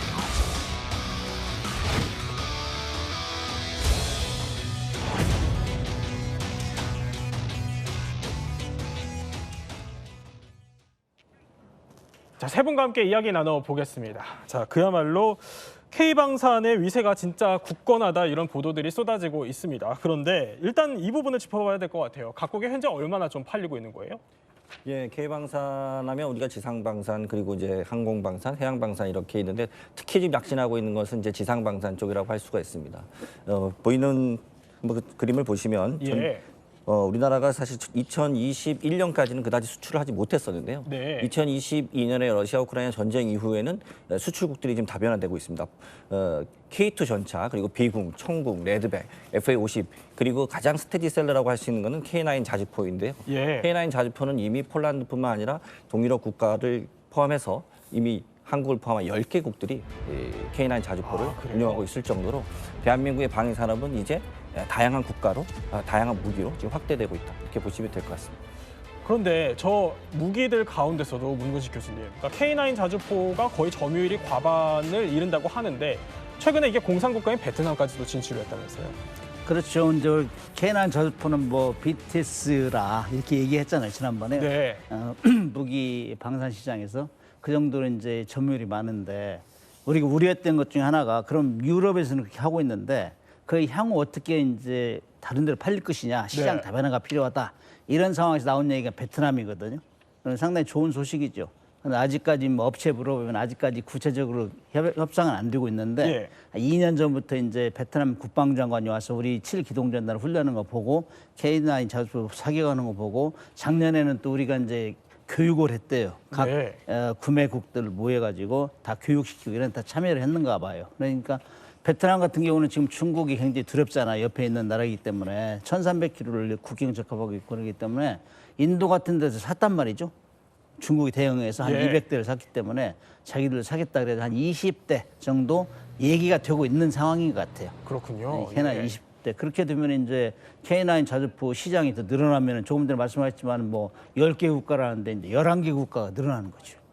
11개 국가로 더 늘어날 수 있다. 베트남이 하면은. 그러니까 아까 지도에서 한 10개 국가 정도가 찍혔는데 저기서 한 개 국가가 더 늘어날 수 있다. 그렇죠. 이런 설명이시군요. 그런데 왜 러시아 대신에 한국에 러브콜을 보낸 건지도 궁금해요. 러시아는 지금 우크라이나 전쟁 침공을 했잖아요. 예. 제재를 받고 있고, 그다음에 러시아하고 중국이 이번에 이제 러시아 우크라이나 전쟁하면서 상당히 체면이 떨어졌어요. 왜냐하면은 성능 무기를 팔았는데 성능이 가다가 불발탄 발생하고 떨어지고 이런 게 많았어요. 그래서 예. 상당히 약한데 러시아, 베트남 같은 경우는 지금 중국이 두렵단 말이죠. 지금 지도에 나오는 것처럼 해도에 나오는 것처럼 남중국해 영유권 분쟁이 엄청나게 심화되고 있어요. 예. 그래서 베트남 같은 경우는 2009년도에 러시아에서 킬러급 잠수함을 6척이나 산 나라예요. 아, 그래요? 그래서 해양력 예. 강화하고 있는데 계속 이런 상황으로 가고 있는데 지금 그 육지까지 이제 불안한 거죠. 네. 그렇기 때문에 이제 앞으로 러시아제보다는 이제 우리 걸 사게 되면은 우리 같은 경우는 공산권에 파는 게 거의 없거든요. 예. 그러나 러시아에 이제 우리가 팔면은 이제 이 베트남을 기점으로 해서 이제 호환이 되고 우리끼리 이제 예. 소환 국가끼리 그렇기 때문에 상당히 좋은 기회죠. 그렇기 때문에 이제 베트남 같은 경우는 지금 한국 거를 이제 문을 두드리고 있는데 베트남 사면 거기 인접국가 라오스도 있고 뭐 캄보디아 있고 이런 네. 확장될 가능성이 많죠. 그렇군요. 지금 영상으로도 계속 K9 자주포가 나오고 있는데 도대체 저게 성능이 좀 얼마나 훌륭하길래 세계적으로 인기가 많은지 좀 궁금해지는데 이게 존재감을 각인시킨 대표적인 사례가 있었다면서요? 그렇죠. 이제 우리가 무기를 팔 때는 그 나라에서 프로븐이 됐느냐, 성능이 입증됐느냐, 그 나라에서. 이것이 중요한 예. 거예요. 아. 그래서 우리 거 해보니까 이렇더라. 이걸 설명할 수 있는 가장 쉬운 방법이 있거든. 네. 근데 우리가 이제 2010년 그 연평도 뼈아픈 사건이 있었잖아요. 연평도 예. 포격 사건 때 북한에서 기습으로 막 날렸잖아요. 네. 120mm 방사포를 날려가지고 170여를 쐈는데 우리는 그냥 대비도 안 하고 있다가 갑자기 응사를 한 거예요, 우리가. 13분 만에 응사를 했다는 거는 이거 기록적인 사건인데 아, 예. 미국에서도 칭찬할 정도로 이 정도에 우리가 한 80여 발을 쐈는데 그때 무도 기지에 대해서 그때 이제 국민들이 들어 부어라. 그냥 네. 날려버려라. 네. 그런 능력이 든다 이거죠. 그러나 그때 이제 확전을 방지하기 위해서 안 했는데 그런 것이 많이 소문이 났어요. 그래서 이제 북한에서도 이거 정말 건드렸다 큰일 날 뻔했다. 네. 이런 얘기가 나올 정도니까 이제 일수는 퍼지는 것이고 사실상 K9 자주포는 뭐 한 40km 정도 돼요. 사거리가. 그렇기 때문에 멀리 곡사포잖아요. 그렇기 때문에 엄청난 긴 거리인데 그럼에도 불구하고 명중률도 대단하고 네. 그렇기 때문에 이게 소문이 나가지고 지금 뭐 우리가 저 유럽에서 이 폴란드가 막 우리 역할을 하고 있잖아요. 우리 홍보대사 역할을. 그래 계속 시험 발사하는데 우리는 너무 정확하다. 이거. 명중률도 정확하고 그다음에 이제 이 가격이 더 싸요. 같은 동종의 이제 이 독일계가 있는데 PGH 2000이라고 있는데 이거보다 분당 발사 수는 약간 적어요. 그럼에도 불구하고 가격이 싸요. 네. 가격은 절반급으로. 무기는 가격이 싸야 되고 성능이 우수해야 되고 그다음에 배달하는 그 데리버리 타임 이걸 잘 지켜야 되는데 이런 면에서 이미 전 세계적으로 이제 이 소문이 나기 때문에 앞으로 굉장히 희망이 있다 이렇게 얘기할 수 있죠. 그러니까 그야말로 이게 연평도 사건이 우리에게는 좀 뼈아픈 기억이지만 당시에 K9 자주포로 대응을 했던 게 그렇죠. 어떻게 보면은 이번 방위 산업의 발판이 됐다 또 이런 설명이 되기도 했는데 그러면 관련해서 이번에 퀴즈가 좀 준비되어 있다고 하는데 이게 K9이 사실 많은 나라로 이렇게까지 좀 수출이 됐다는 거는 기동성, 정확성을 확인이 됐다 이런 뜻일 텐데 지금 퀴즈가 하나 떴네요. 핀란드는 K9 자주포를 땡땡으로 섰다. 차영주 선생님이 준비해 주셨군요. 예, 그렇습니다. 우리가 지금까지 거론되지 않았던 핀란드가 이제 거론이 된 겁니다. 핀란드가 K9 자주포를 땡땡으로 샀다가 퀴즈가 되겠습니다. 땡땡으로 샀다. 아마 두 분은 답을 알고 계시겠죠? 네, 무기 전문가시니까. 네, 저는 모르니까 제가 한번 맞춰볼게요. 자주포를 현금으로 샀다? 아닐까요? 현금보다는 할부가 조금 더 할부로 샀다. 예. 네. 원래 정답은 땡땡이 두 잔데. 아, 그렇네요. 예. 네. 중고로 샀다가 정답입니다. 중고로 샀다. 이게 예. 2016년도 얘기인데요. 2016년도 노르웨이가 자주포를 도입하기 위해서 우리한테만 기회를 준 게 아니라 독일, 프랑스 등과 같이 경쟁을 시켰습니다. 그러다 보니까 인접 국가인 핀란드와 에스토니아가 참관을 했는데 네. 에스토니아 같은 경우 우리가 잘 모르실 수도 있겠습니다만 핀란드 바로 밑에 있는 국가거든요. 발트해 위에 있는. 그러니까 이제 추운 지방에서 기동성을 이제 시험을 한 거죠. 여기에서 이제 K9 자주포에 대한 성능을 믿고 구매를 하겠다라고 하니까 우리가 지금 당장 줄 수는 없다. 그 대신 네. 중고를 니네가 사가면 주겠다라고 그래서 핀란드가 우리 2017년에 K9 자주포 48문을 중고로 구입해 갔습니다. 근데 이제 그때 당시에 중고로 구입해 갔으니까 이게 2024년부터 2030년까지 개조 작업까지 우리가 또 최근에 수주를 했어요.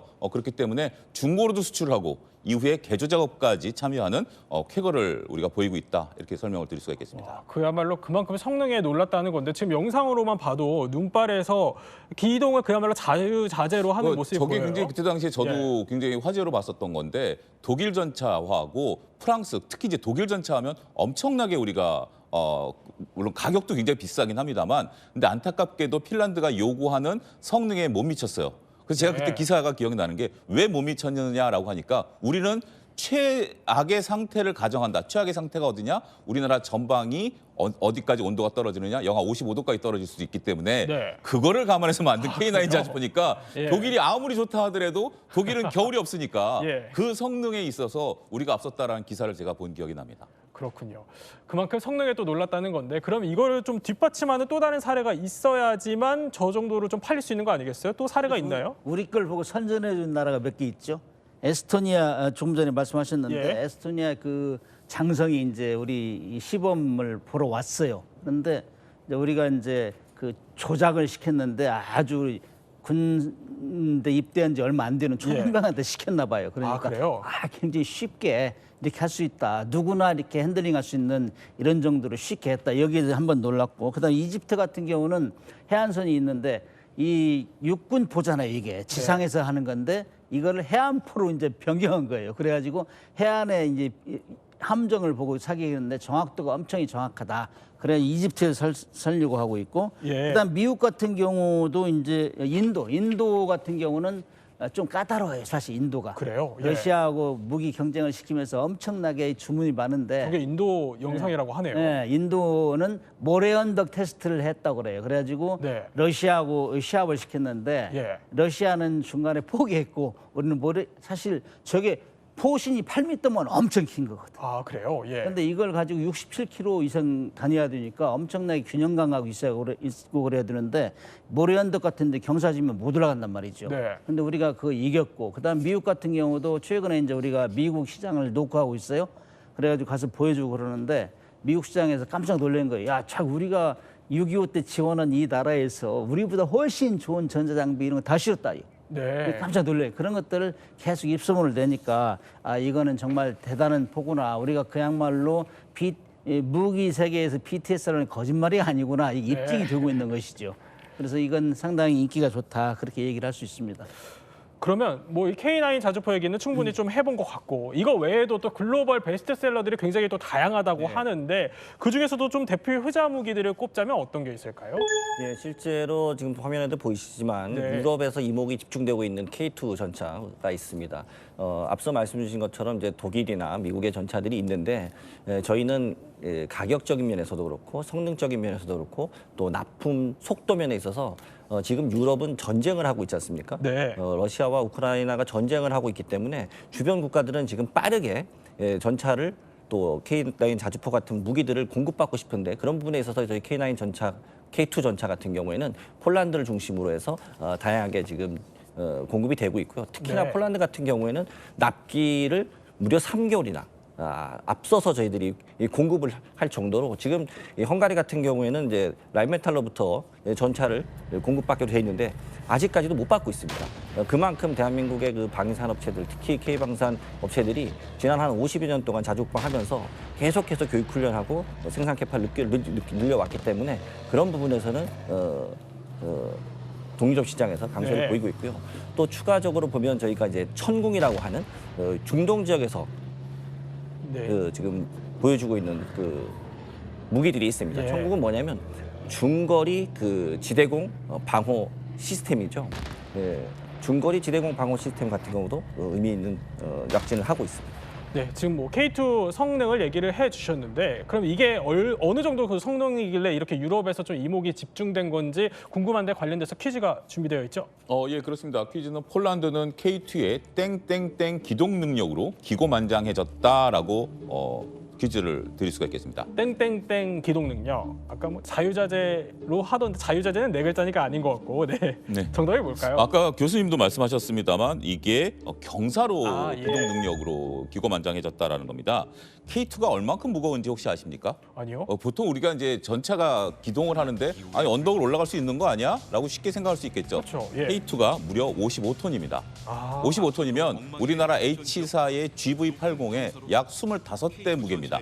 그게 경사 60도까지 올라간다라고 하니 네. 어마어마한 기동 능력이다라고 얘기했죠. 자, 퀴즈에서처럼 폴란드가 왜 기고만장했냐면 유럽에서 이제 전시 훈련을 하는데 우리 이제 K2 전차를 도입하지 않았습니까? 그렇기 때문에 다른 나라 전차들은 경사로를 못 올라갔는데 네. 우리나라 그 K2는 경사로를 한 번에 올라갔어요. 와, 그러니까 뭐 하나 새로운 거 보여줄까? 그래서 올라가다 다시 멈췄어요. 우리도 운전을 해봐서 알지만 예. 높은 경사로에서 가다 멈추면 아무래도 긴장하지 않습니까? 그리고 뒤로 밀릴까 걱정을 하는데 네. 전혀 뒤로 밀리지 않고 이 55톤짜리가 위로 올라간 그런 기염을 토했다는 지금 저게 시험 영상이라고 해요. 우리나라에서 한 영상인데 지금 올라가고 있네요. 저게 우리나라에서 시험한 거면 저게 60도짜리 경사로입니다. 그래요? 60도짜리 경사로기 때문에 어마어마한 경사로에 GV80이 25대가 올라가고 있다 이렇게 생각하시면 될 겁니다. 아, 근데 저렇게 올라가다 또 멈추는 기술까지 선보였다라는 건데 그런데 사실 문 교수님 전차의 나라라고 하면은 보통 우리가 독일을 생각하잖아요. 근데 K2가 이게 독일 레오파드를 누른 일화가 있다고요? 독일 하면 전차 군단 하잖아요. 축구할 때 그러니까요. 그렇게, 예. 그렇게 유명한데 독일 전차를 눌렀다. 네오파르트 전차가 상당히 유명한데 이걸 눌렀다 하면 인증을 받은 거죠. 그래서 이제 전차는 두 가지 성능 테스트 했는데 사격 시험 명중을 얼마나 잘 시키느냐. 그다음 두 번째는 기동을 어느 정도 잘하느냐. 기동은 탱크 같은 경우는 서론에서도 할 수 있고 뭐 뻘에서 할 수 있고 이런 예. 여러 가지 조건이 있는데 이 기동 사격 능력에서 그 노르웨이에서 시험을 했는데 이겼다 이거예요. 아, 예. 우리는 지금 승진 사격장 1.7km인데 그 사격장 2.7km라. 근데 우리가 5발 쏴서 3발을 명중을 해야 되는데 우리는 3발 다 명중했는데 네. 독일은 한두 발을 놓친 거예요. 그러니까 거기서 일단 졌고. 네. 그다음에 서론 지금 그림에 나오지만은 워낙 그 서론에서 잘 달리니까 예. 야 속력 좀 낮춰 속력 한국 거 너무 잘 나가는 거 아니야? 네. 이렇게 견제할 정도로 이렇게 해가지고 상당히 에피소드가 많이 회자됐어요. 그렇기 예. 때문에 그런데 아쉽게도 이렇게 좋은 성능임에도 불구하고 우리가 못 팔았어요 영국에. 왜냐하면은 나토에서 계속 견제를.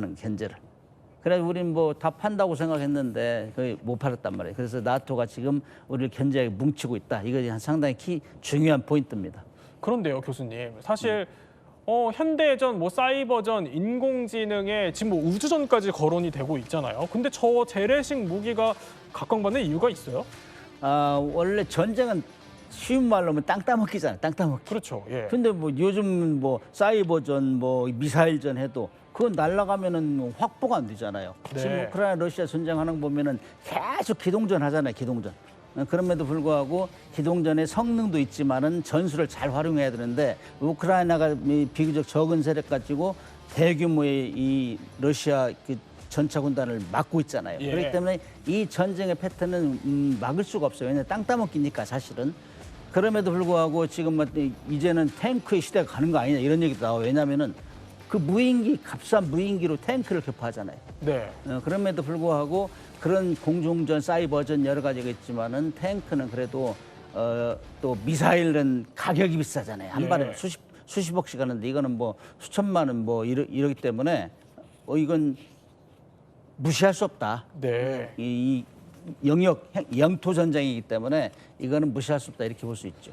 그러면 또 두 번째 베스트셀러를 한번 저희가 짚어보겠습니다. 두 번째 베스트셀러는 천공이 뜨네요. 그러니까 최근 이라크를 비롯해서 중동 국가들이 천공2를 도입하기 시작했잖아요. 이건 어떤 의미로 봐야 되죠? 사실 그 중동 국가들 중에서 예. 아랍에미레이트가 제일 먼저 천공2를 도입을 했고요. 그리고 이어서 사우디아라비아, 네. 그리고 이제 작년에 이제 이라크가 천공2를 도입을 했습니다. 그럼 왜 과연 중동 국가들이 이렇게 우리나라의 지대공 방공 시스템은 천공2를 도입하느냐? 예. 여러분 자세히 생각해 보면 우리가 패트리어트라고 하는 지대공 방공 시스템이 있습니다. 이게 한 세트가 한 1조 3천억 원 정도 해요. 근데 우리나라가 공급하는 그 천공2 한 세트는 한 4천억 정도 합니다. 네. 가격이 한 3분의 1 정도 되죠. 그러니까 가격은 3분의 1 정도 되는데 성능은 매우 유사하다라고 볼 수 있습니다. 그렇군요. 예. 그리고 중동 국가 같은 경우에는 적대국이 누굽니까? 사실상 그 예멘의 후티 반군이라든가 혹은 또 중동 국가들이 이스라엘의 뭐 아이언돔 같은 이런 네. 그 방공 시스템을 쓸 수는 없잖아요. 근데 과거에는 러시아나 중국제 방공 시스템을 많이 썼었습니다. 러시아는 앞서서 문 교수님도 말씀 주신 것처럼 방공 시스템을 지금 수출할 수가 없어요. 네. 전쟁국이기 때문에. 그리고 중국도 사실상 똑같은 형태죠.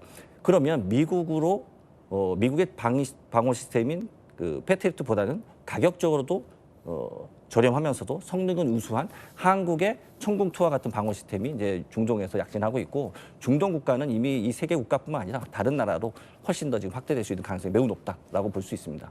이것이 바로 이제 중동 국가 내에서의 K 방공망 벨트 구축이다 이렇게도 말씀드릴 수 있을 것 같습니다. 그렇군요. 그런데 문 교수님, 사실 좀 다른 무기도 아니고 천궁이 좀 비싼 걸로 그래도 알려져 있는데 왜 비싼 천궁이 이렇게 인기예요?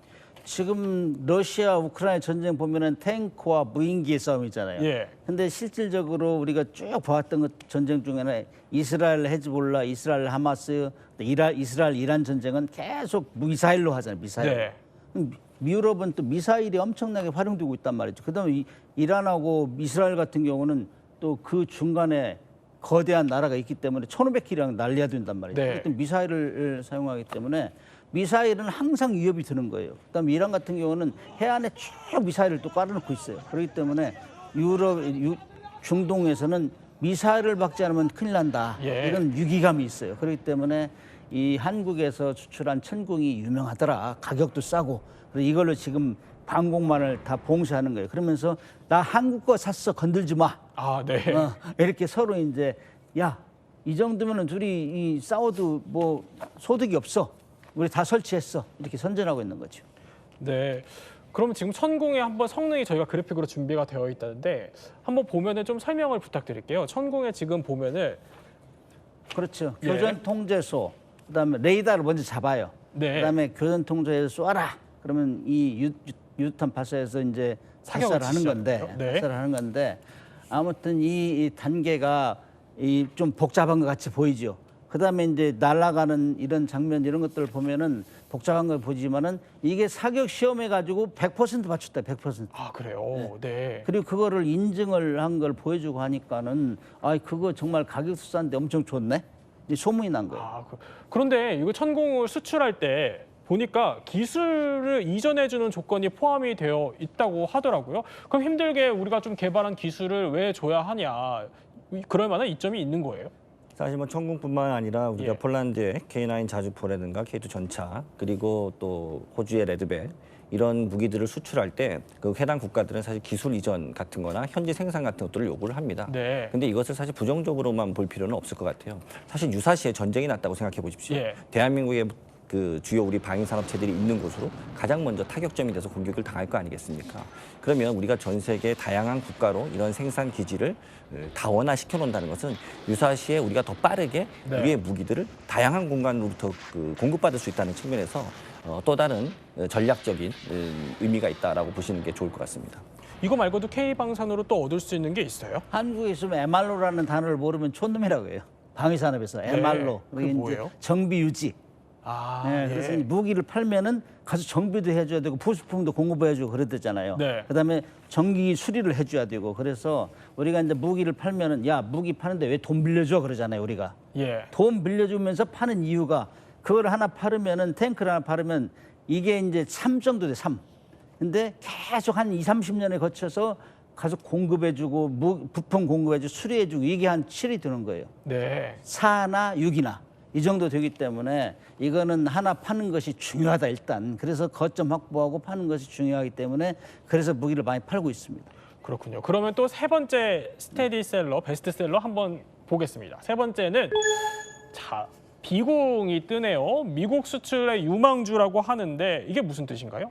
사실 미국은 그 FCT 훈련에서 예. 이미 6발을 사서 6발이 명중이 됐습니다. 아, 예. 사실 우리가 이제 그 북한의 공중 보양성을 제어하기 위해서 만든 무기인데 사실 가격도 저렴하고 그 미국의 해군 해병대에서는 지금 중국이나 러시아 이 해군들의 기동선들을 타격하기 위해서 비공이라는 무기를 관심을 갖고 있죠. 근데 비공은 이 외에도 다양한 무기, 헬기에도 장착이 가능하고 또 전투기에도 장착이 가능하고 그러니까 육상 그리고 해상에서도 모두 사용 가능하고 또 심지어 드론을 또 격추할 수도 있기 때문에 예. 다양한 호환성을 가지고 있다는 강점을 갖고 있어서 앞으로도 매우 유망한 우리나라의 전투 장비가 아닌가 싶습니다.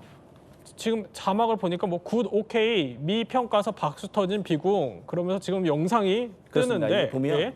이 비군 같은 경우에는 레이더 기술뿐만 아니라 적외선 감지까지 하기 때문에 예. 그 무엇보다도 명확하게 표적을 적중한다는 측면에서 이번에 6발을 쏴서 6발을 다 맞추다 보니까 네. 바로 굿, 오케이 이런 단어가 나올 정도로 앞으로 미국 시장을 뚫을 수 있는 전략적인 무기 중에 하나라고 볼 수 있을 것 같습니다. 그 미국 시장을 뚫었다는 전략적인 무기 이게 그러니까 미국 시장에서 어떤 점이 가장 반응을 해서 그런 거예요? 아직 뚫지는 못했어요. 뚫지는 못했고, 네. 비공이 뚫을 것이다. 우리 희망을 하는 거죠. 수출이 열릴 것이다. 네. 그래서 미국 시장은 천조 시장이라고 하잖아요. 근데 해외에 사오는 게 한 연간 500조 정도 되는데 그걸 뚫고 들이기가 엄청 어려워요. 바이 아메리칸 액트 뭐 자기 네. 법을 만들어 놔 가지고 자기들끼리 하는 게 많아요. 미국은. 워낙 시장이 크니까. 네. 그런데 이제 이 비공이라는 무기는 원래 이제 2000년도에 미국의 그 구축함이 예멘에서 정박에 있다가 소형 보트가 이제 폭탄 싣고 그 공격을 했어요. 그래가지고 큰일 났다. 이 공격을 테러를 많이 당하는데 그래서 그런데 이제 그런 소형 보트를 공격하려면 무엇이 필요할까? 네. 이렇게 했는데 그거를 막 10억씩 되는 일이 미사일을 쏠 수는 없잖아요. 소 잡는데 닭 잡는 칼을 쓸 수는 없잖아요. 예. 그때 미국하고 우리가 고민한 끝에 야 조그마한 미사일을 만들자. 그래야 한 7cm밖에 안 돼요. 이 직경이.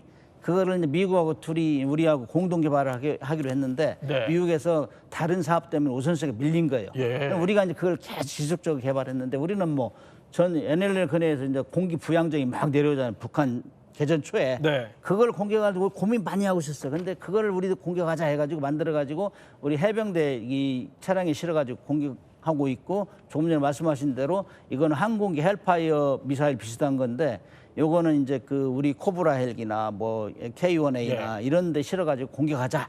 이래가지고 우리는 지속적으로 개발했어요. 그래가지고 2016년부터 양산했는데 이걸 미국에서 이제 쭉 돌아다니다 보니까 한국이 개발했네? 이거 우리 한번 테스트 한번 해봐. 네. FCT, Foreign Comparative Testing이나 미국 애들은 자기들 쓸만한 거 있으면 돌아다니면서 와 한번 테스트 해봐 그래. 테스트 학교 가면은 사준다 이거죠. 그런 상태로 해가지고 아무튼 2차 시험까지 다 끝나 6발 쐈는데 6발이 명중했기 때문에 미국에서 듣자 하니 이미 예산도 편성했다 하는 얘기가 들려요. 그렇기 때문에 이것만 터지면은 미국 시장을 뚫는 1호가 되는 거죠. 그동안은 우리가 비행기 사면서 미국에 사면서 그 비행기 샀으니까 우리 부품 좀 공급해 해가 그 정도 부품은 팔았는데 이 완성품은 팔은 적이 없어요. 아, 그래요? 그렇기 때문에 이게 이제 완성품으로 가는 1호가 된다. 그렇기 때문에 상당히 상징적이고 미국 시장을 뚫었다는 데서 또 다른 나라에서 살려고 하죠. 이제 이렇게 되면 아시아 중동 쪽에서도 뭐 살려고 많이 노력을 하겠죠. 그러니까 그동안은 아주 일부 그러니까 보면은 부품 정도만 수출을 했었는데 그렇죠. 미국을 상대로 완제품을 처음 1호로 수출을 그렇습니다. 하는 기록적인 성과를 좀 쓰게 되는 거군요. 그럼 지금까지 이렇게 유럽 또 중동 심지어 미국까지 수출 가능성을 좀 저희가 따져봤는데 그럼 이렇게 성능이 좀 훌륭한 건 알겠습니다. 근데 성능 말고 또 비결이 있을까요? 저희가 앞서 말씀드린 것처럼 대한민국은 유일한 분단 국가고 1970년부터 계속해서 그 자주국방 하면서 국산화를 해왔지 않습니까? 유럽이 결국은 80년대 후반 그리고 90년대 초반에 동서독 통일되고 소련 붕괴되면서 미국과 유럽 양쪽 다 사실 재래식 무기에 대한 생산 설비를 축소했습니다. 구조조정을 했죠. 우리는 그동안 계속해서 생산력을 증대시키고 사실 무기 성능 개선하고 그리고 그러다 보니까 생산력이 커졌다는 것은 규모의 경제가 됐다는 것이고 그리고 부품이나 이런 것들이 조달이 훨씬 더 원활했겠죠. 그리고 계속해서 전투훈련을 했으니까요. 이것이 결국은 생산력과 그리고 가격 경쟁력이라는 것을 만들어낸 겁니다. 그렇기 때문에 지금 전쟁을 하고 있는 국가, 전쟁을 대비하고 있는 국가 입장에서는 성능과 가격과 빠른 납품기기 이 세 가지의 강점 때문에 한국의 K방산이 약진하고 있다. 이렇게 종합할 수 있을 것 같습니다. 문 교수님께 짧게 추가로 여쭤보면은 그러면은 자 K방산 앞으로 중요한 건 트럼프 2기 아니겠습니까? 트럼프 2기에서 더 잘 나갈까요? 1기 때 압박을 했잖아요. 근데 2기는 1기의 카피 플러스 알파란 말이죠. 그렇기 때문에 유럽 나토 국가에도 2% 올려라, GDP 2% 올려라 했는데 지금은 뭐 당선되고 나서 이익이 때는 5% 이상 올려라 이렇게 되기 때문에 이 압박은 지속될 거예요. 그렇기 때문에 유럽의 시장도 좀 지속적으로 성장할 것이고 거기에 대비해서 또 뭐 아시아 중동 쪽에서도 준비할 것이고 네. 그렇기 때문에 이 트럼프가 돼도 이 분야는 지속 발전될 것이다. 저는 그렇게 생각을 합니다. 네, 오늘 이렇게 또 세계로 뻗어나가는 K방산 한번 저희가 짚어봤습니다. 또 코너를 마무리하기 전에 퀴즈 점검해봐야겠죠? 퀴즈 띄워주시죠. 핀란드는 K9 자주포를 땡땡로 샀다. 네, 평론가님을 제외한 나머지 두 분이 맞춰주시면 됩니다. 워낙 전문가들이셔서 좀 민망하긴 하지만 그래도 맞춰주시면 되겠습니다. 하나, 둘, 셋. 중고로 샀다. 못 맞히시는 줄 알았어요. 중고로 샀다 답을 맞춰주셔서 네, 지식 배터리 80에서 100%로 충전됐습니다. 네, 지금까지 이야기 마스터 세 분과 함께 K방산 몰랐던 이야기 살펴봤습니다. 저희는 60초 후에 뵙겠습니다.